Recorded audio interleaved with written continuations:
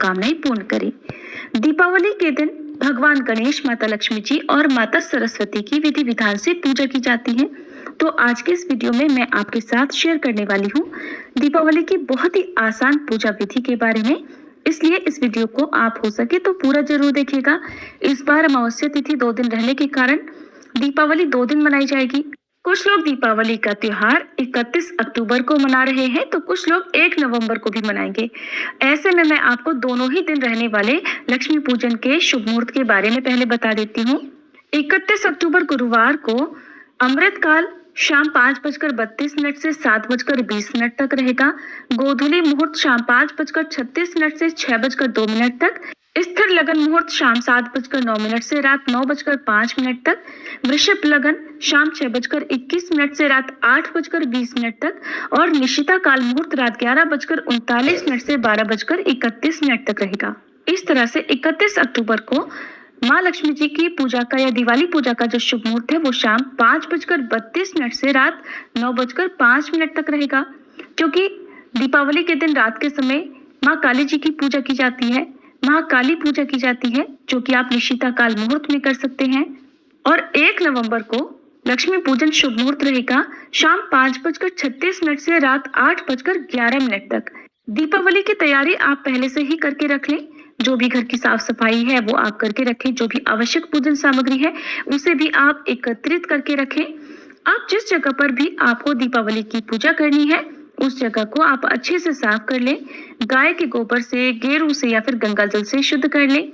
इसके बाद एक स्वास्तिक का चिन्ह बनाकर उसके ऊपर चौकी पर एक लाल वस्त्र बिछाकर लक्ष्मी गणेश जी की मूर्ति या तस्वीर की स्थापना करें। और अगर आपके पास चौकी नहीं है तो आप जमीन पर भी लाल वस्त्र बिछाकर उसके ऊपर मूर्तियों की स्थापना कर सकते हैं। जो लोग धनतेरस के दिन या दीपावली के दिन लक्ष्मी गणेश जी की नई मूर्तियां खरीद कर लाते हैं उनकी स्थापना करके आज पूजा कर सकते हैं। अगर आपने नई मूर्तियां नहीं खरीदी हैं, आपके पास पहले से ही चांदी की या अन्य धातु की मूर्ति है, तो आप उन्हें स्नान कराकर उनकी शुद्धि करके उनका पूजन कर सकते हैं। या फिर अपने मंदिर की ही पुरानी मूर्तियों को भी आप पूजा में रख सकते हैं। सबसे पहले गणेश भगवान जी की पूजा से हम पूजा शुभारंभ करते हैं और उससे पहले आपको कलश की स्थापना करनी होती है।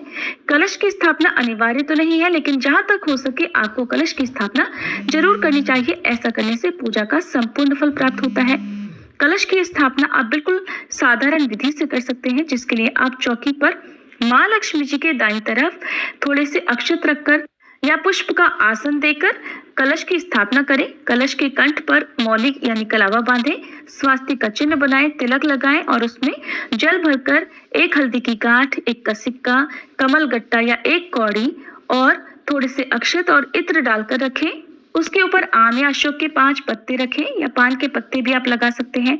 फिर उसके ऊपर आपको पानी वाला यानी जटा वाला नारियल रखना होता है। जटा वाला नारियल यदि ना मिले तो आप केवल दीप जलाकर भी उस पर रख सकते हैं, जिसे हम दीप कलश कहते हैं। इस तरह से कलश की स्थापना करने के बाद आप जो देवी माता की मूर्ति है उसके ठीक सामने एक दीप जलाकर रखें। दीपक को डायरेक्ट चौकी पर नहीं रखा जाता है, हमेशा आसन देकर ही दीपक को रखना चाहिए। आप पुष्प का या अक्षत का आसन देकर दीप जलाकर रखें। अब हाथ में थोड़े से अक्षत या पुष्प लेकर और जल लेकर आपको संकल्प लेना है। अपना नाम, अपनी कुल गोत्र का, अपने स्थान का, जहां पर भी आप रहते हैं वहां का नाम बोलते हुए आपको माता लक्ष्मी जी से, भगवान गणेश जी से और अपने सभी आराध्य देवी देवताओं से, कुल देवी देवताओं से अपने द्वारा की जाने वाली पूजा को स्वीकार करने की प्रार्थना करनी है। संकल्पित जल को धरती पर छोड़ देना है या चौकी पर ही आपको छोड़ देना है। अब भगवान गणेश जी से प्रारंभ करके सभी मूर्तियों पर आप या तस्वीर पर गंगा जल का छींटा देकर स्नान का भाव करने के बाद सभी को तिलक लगाएंगे, सभी को अक्षत और पुष्प अर्पित करेंगे।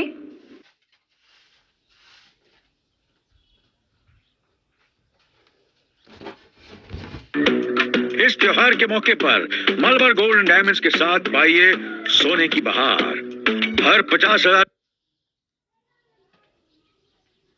अगर आप आज के दिन के लिए नए आभूषण खरीद कर लाए हैं तो उन्हें भी मंदिर में रखें। इसके अलावा माता लक्ष्मी जी को आकर्षित करने वाली उनकी जो प्रिय सामग्री है जैसे गोमती चक्र, कौड़ियां, कमल गट्टे आदि, उन्हें भी आप मंदिर में ही रखें। गंगा जल से धोकर सभी पर तिलक लगाकर माता लक्ष्मी जी के चरणों में रखें। इसी तरह से माता लक्ष्मी जी के साथ आप माता सरस्वती जी का भी पूजन करेंगे। अब भगवान गणेश जी को लाल पुष्प अर्पित करने के साथ ही माता लक्ष्मी जी को भी लाल पुष्प अर्पित करेंगे। अगर आपके पास कमल का पुष्प है तो कमल का पुष्प आप अर्पित करें, नहीं तो जो भी आपको मिल जाए वो पुष्प आप माता सरस्वती को, माता लक्ष्मी जी को अर्पित कर सकते हैं। क्योंकि इसी दिन भगवान श्री राम 14 वर्षों के वनवास के बाद वापस अयोध्या नगरी लौटे थे, तो इस दिन आपको राम दरबार की पूजा करनी चाहिए। भगवान श्री राम, माता सीता और भाई लक्ष्मण जी की पूजा भी सच्चे मन से करनी चाहिए। अगर आपके पास मूर्ति है, तस्वीर है तो उनकी पूजा करें, नहीं तो आप मन में भी श्री राम दरबार का भाव करके उनका मानसिक रूप से पूजन कर सकते हैं। धूप दीप जलाकर मंदिर में कुछ दक्षिणा जरूर चढ़ाएं। जो लोग धनतेरस के दिन झाड़ू की पूजा नहीं कर पाए हो, नई झाड़ू की पूजा इस दिन की जाती है, तो जो लोग धनतेरस के दिन झाड़ू पूजा नहीं कर पाए हो वो दीपावली के दिन भी नई झाड़ू खरीद कर उसकी पूजा कर सकते हैं। और यदि आप दीपावली की रात को धन पोटली बनाना चाहते हो तो धन पोटली बनाने की जो सामग्री है, जिसमें आपको लाल रंग की एक पोटली भी रखनी होती है, नहीं तो लाल रंग के रुमाल में भी आप पोटली बांध कर रख सकते हैं, तो उसे भी आप पहले से ही तैयार करके रख लें। जितने भी दीपक आपको जलाने हैं उन सभी में तेल और रुई की बाती लगाकर तैयार कर लें। पूजा करते समय आपने जो दीपक सबसे पहले जलाकर रखा है उसे आपको बार बार नहीं हटाना है, इसलिए अलग से एक दिया और आपको आरती करने के लिए जलाकर रखना है, या फिर आप उस समय कपूर जलाकर भी आरती कर सकते हैं। आज के दिन माता लक्ष्मी जी को शतनजा यानी 7 तरह के अनाज अर्पित करने से बहुत ही शुभ फल प्राप्त होते हैं। जीवन में कभी अन्न धन की कमी नहीं होती। तो 7 तरह के अनाज जो भी आपको मिल जाए, जिसमें आप मसूर की दाल का प्रयोग ना करें, मसूर की दाल को छोड़कर आप दालें या अनाज जो भी होते हैं वो 7 तरह के आप रख सकते हैं, नहीं तो जितने भी आपको मिल जाए उतने भी आप माता लक्ष्मी जी को अर्पित कर सकते हैं। कुबेर देवता का पूजन भी इस दिन आप चाहे तो कर सकते हैं, क्योंकि कुबेर देवता धन का भंडार भरने वाले देव माने जाते हैं। जिस तरह से धनतेरस के दिन आपने कुबेर देवता का पूजन किया है, ठीक उसी तरह से आज के दिन भी आपको करना है। जो भी भोग पकवान आपके यहाँ पर माता लक्ष्मी जी को या दीपावली की पूजा में लगाया जाता है उसे आप तैयार करके रखें। पूजा करते समय सच्चे मन से श्री सूक्तम का, लक्ष्मी स्तोत्रम का या कनक धारा स्तोत्रम का पाठ पढ़ा या सुना जाता है। अगर आप ये पाठ नहीं कर पाते हैं, नहीं सुन पाते हैं, तो केवल आप ओम श्री महालक्ष्मी नमः इस मंत्र का यथासंभव जितनी देर तक भी आपके लिए संभव हो सच्चे मन से, एकाग्र मन से इस मंत्र का जाप करें। इसके अलावा कुछ खास चमत्कारी सिद्ध मंत्र हैं जिनका जाप अगर आपके पास कमलगट्टे की या स्फटिक की माला है तो उससे कर सकते हैं, नहीं तो आप अपने हाथ में पुष्प या अक्षत रखकर भी जितनी आपकी सामर्थ हो उतनी संख्या में आप इन मंत्रों का जाप कर सकते हैं। ये मंत्र हैं ओम श्रीं ह्रीं क्लीं श्री सिद्ध लक्ष्मी नमः, ओम ह्रीं ह्रीं श्री लक्ष्मी वासुदेवाय नमः।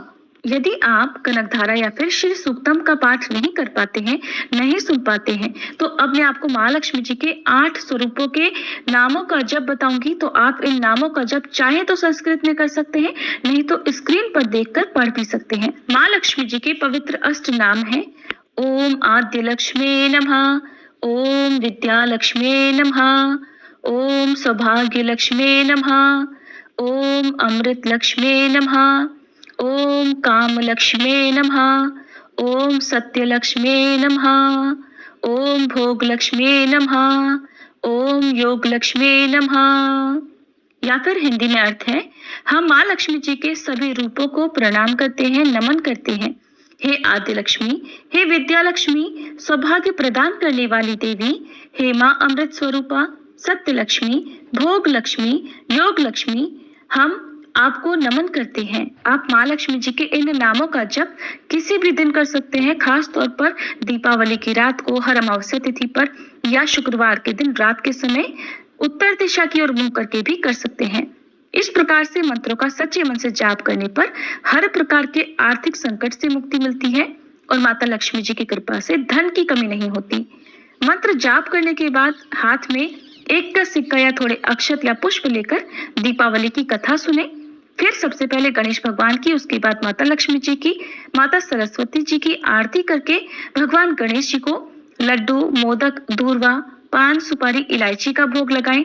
माता लक्ष्मी जी को सफेद रंग की मिठाइयों का, खील, खिलौने, बताशे का, पान, सुपारी, इलायची का भोग लगाएं। आप ये भोग माता लक्ष्मी जी को पान के एक पत्ते पर रखकर अर्पित करें। इसी तरह से माता सरस्वती को भी भोग लगाएं। अगर आप पान के पत्ते पर रखकर भोग लगा रहे हैं तो पान के पत्ते का डंठल जरूर तोड़कर रखना। भोग लगाने के बाद आप जल अर्पित करें। एक गिलास में या कलश में थोड़ा जल भरकर माता लक्ष्मी जी के समक्ष चौकी पर रखें।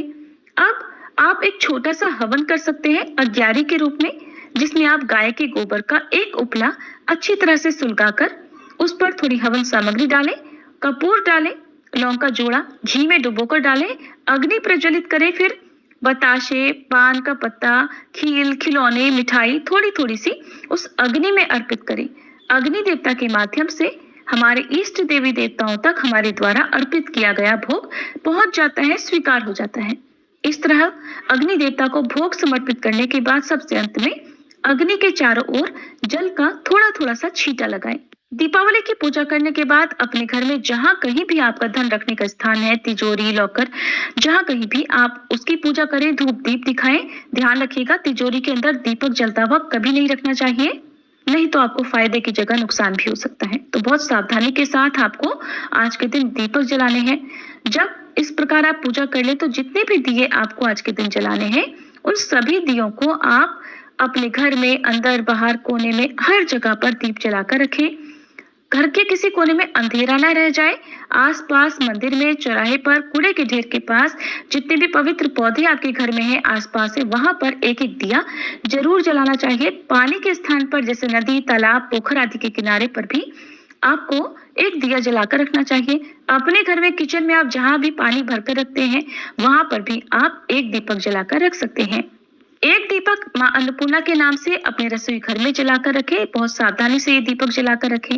इस प्रकार से दिए जलाने के बाद जो आपने पूजा की है उस पूजा में यदि कुछ भी कम या अधिक हो गया हो, कोई गलती हो गई हो, तो सच्चे मन से हाथ जोड़कर भगवान गणेश सहित माता लक्ष्मी जी से, अपने सभी आराध्य, अपने सभी कुल देवी देवताओं से क्षमा प्रार्थना करें, ताकि आपके द्वारा की गई पूजा में यदि कोई कमी रह गई हो तो उसका दोष न लगे और आपके द्वारा की गई पूजा स्वीकार हो सके।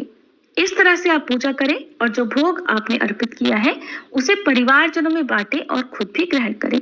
आज के दिन अपने आसपास लोगों को, खास तौर पर निर्धन लोगों को फल या मिठाई जरूर उपहार स्वरूप दें। कुछ दान भी दें। दान आप भूखे लोगों को भोजन कराकर कर सकते हैं, या फिर दीपावली के पूजा में काम में आने वाली जो भी सामग्री है उनका दान भी आप दीपावली से पहले कर सकते हैं, ताकि निर्धन लोग भी आपकी सहायता से माँ लक्ष्मी जी के